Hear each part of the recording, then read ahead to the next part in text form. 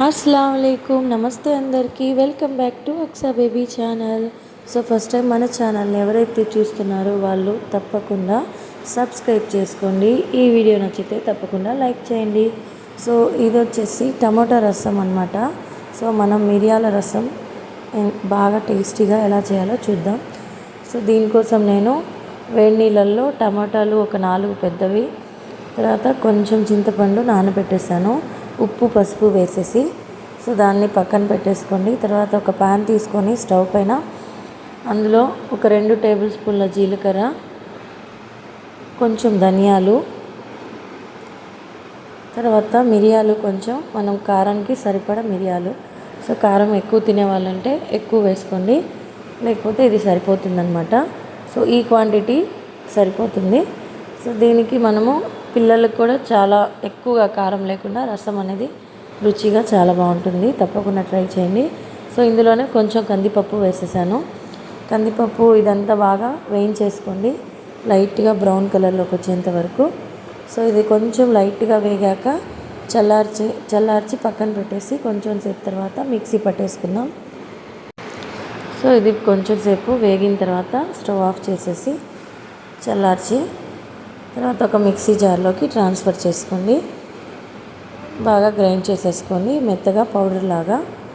So ఇది కొంచెం బాగా మెత్తగా అయ్యేంత వరకు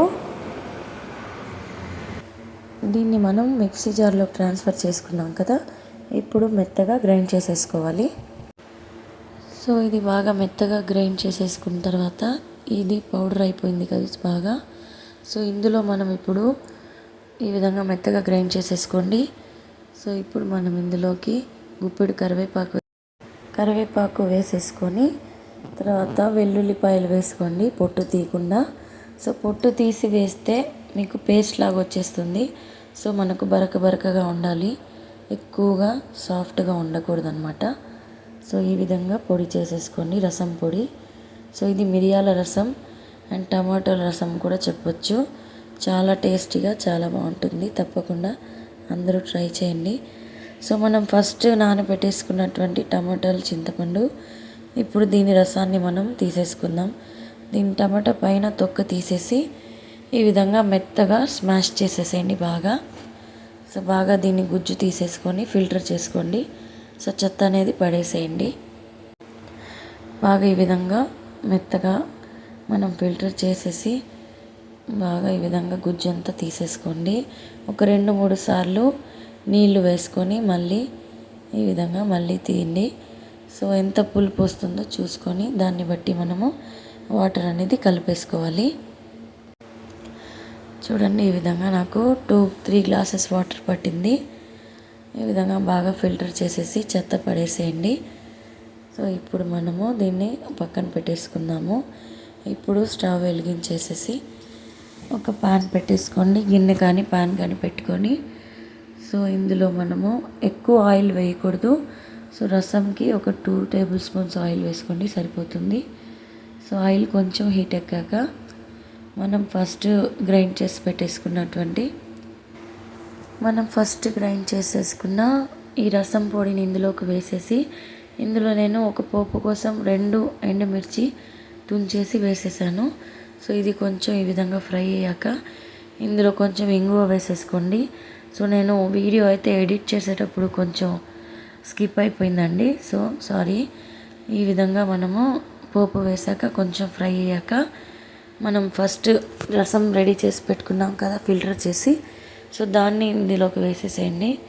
సో రసం అనేది కొంచెం బాగా మనకు బుడగలుగా మరిగిన తర్వాత స్టవ్ ఆఫ్ చేసేసేయండి. కొంచెం లాస్ట్లో కొత్తిమీర చల్లేసి కొంచెం సేపు మూత పెట్టేసేయండి. సో ఈ విధంగా రసం అనేది, సో చూడండి కొంచెం లైట్గా బుడగలు అయితే వస్తున్నాయి కదా. సో తప్పకుండా ఈ వీడియో నచ్చితే లైక్ చేయండి, షేర్ చేయండి. సో కామెంట్లో ఏదైనా డౌట్ ఉంటే అడగండి. సో తప్పకుండా అందరూ కామెంట్ చేయండి. సో కామెంట్ చేస్తేనే నేను ఎలా చేస్తున్నాను అన్నది నాకు కూడా అర్థమవుతుంది. సో మీరు నాకు సపోర్ట్ చేసినట్లు నేను ఫీల్ అవుతాను అనమాట. సో కామెంట్లో తప్పకుండా కామెంట్ చేయండి రెసిపీ నచ్చిందా లేదా అన్నది. సో నచ్చితే చెప్పండి, నచ్చకపోయినా చెప్పండి. సో ఏమాత్రము మొహమాటం అస్సలు వద్దండి. సో అందరూ తప్పకుండా వీడియో నచ్చితే లైక్ చేయండి. సో అక్సా బేబీ ఛానల్ని సబ్స్క్రైబ్ అయితే తప్పకుండా చేసుకోండి. సో మన రెసిపీస్ని ఎవరైతే చూస్తున్నారో వాళ్ళు తప్పకుండా కామెంట్ చేయండి. So thank you for watching. ఈ విధంగా వేడివేడిగా రసంని రెడీ చేసేసుకొని గ్లాస్లో పోసుకొని తాగినా కూడా చాలా టేస్టీగా ఉంటుంది. సో మన టమాటా రసము వేడి వేడి అన్నంలోకి పిల్లలకి కానీ పెద్దవాళ్ళకి కానీ చాలా బాగుంటుంది. ఇంకా జ్వరాలు జలుబులు ఉన్నప్పుడు ఇంకా మంచిగా ఇంకా బాగా ఫాస్ట్గా రిలీఫ్ అవుతుంది మనకు జలుబు కూడా. సో తప్పకుండా అందరూ ట్రై చేయండి ఈ రసాన్ని. సో ఎలా ఉందో నాకు కామెంట్ చేయండి. సో లైక్ చేయండి, షేర్ చేయండి. Thank you for watching.